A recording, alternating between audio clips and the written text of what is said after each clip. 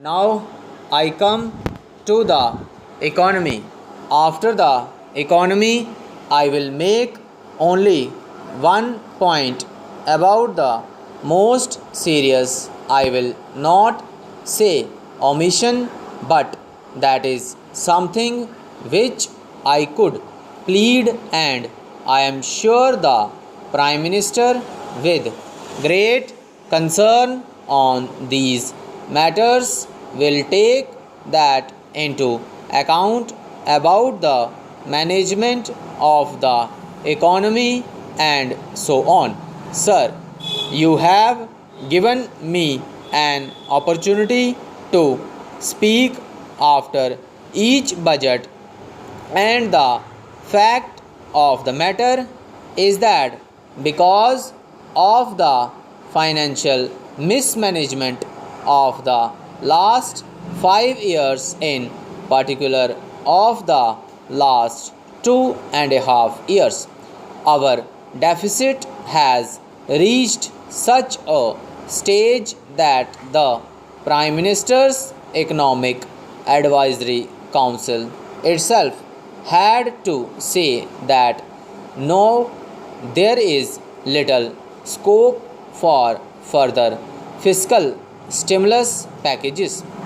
The second thing is that we remained in denial too much of last year, and when we started the remedial measures, by now most of the monetary policy instruments which could be used have already been used to the maximum extent. So we do not have possibilities there. Therefore, my request is that the government should act in time to control the situation. Thirdly, the main stimulus that you can give today is in the more rapid execution of projects. This is the problem. This is one of the great differences between India and China. If you see, they give 5 remedies on execution. First, a delivery monitoring unit in the Prime Minister's office to monitor flagship programs and iconic projects and report on their status publicly. Actually, I do not know what this new office will do. There is actually been a committee under the Prime Minister himself to expedite and monitor all major infrastructure projects. They say suitably institutionalized quarterly reporting of flagship programs. These are all on page 12 and 13. Sir, we have so many reports. There is a quarterly report from the Administrative Reforms Department which lists the cost and time overruns on every single central project, but no consequences followed. The next is strengthening public accountability of flagship programs by creation of an independent evaluation office at an arm's distance from the government, catalyzed by the Planning Commission. I do not understand what this arm's distance from the government, catalyzed by the rubber stamped and habitual legitimizer of the government, that is the Planning Commission, means. Third, establishing mechanisms for performance monitoring and performance evaluation in government on a regular basis. I do not know what this sentence means. Does it means that mechanisms will be established on a regular basis or that monitoring will be on a regular basis? Thus far, the records of all the governments have been to establish mechanisms on a regular basis. Then they say 5 annual reports to be presented by the government. If you see what he said and did in the budget, in every single thing, he has made provisions for better monitoring, more reports, and so on. Sir, let me come to the management of economy.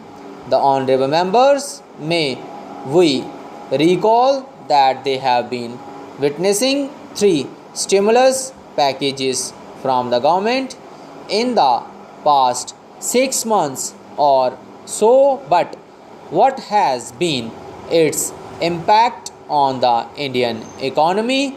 I would have been happy even if the effect had been minimal or worse, still negative. But what I understand from my economist friends is that the government's diagnosis of the entire crisis had been completely every. Naturally, the prescription has been out of date with the requirement of the day. The age old prescription for any downturn in growth has been to ensure that the government of the day steps in and increases the spending. This has been referred to in the President's address too as proposed counterproductive efforts to deal with the extent situation. I have two reservations on this.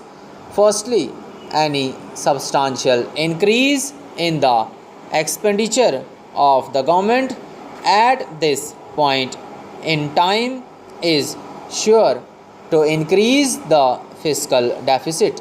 Effectively, this borrowing program of the government crowds out the private initiative and hence runs counter to the private initiatives of the citizens of this country and not counterproductive to that of the recession faced by the country. In effect, we would be left with only a growing debt for the next generation, not prosperity for them. Secondly, elementary mathematics teaches us that anything multiplied by 0 is 0. This type of policies are acceptable when the government's expenditure reaches the intended target, not otherwise.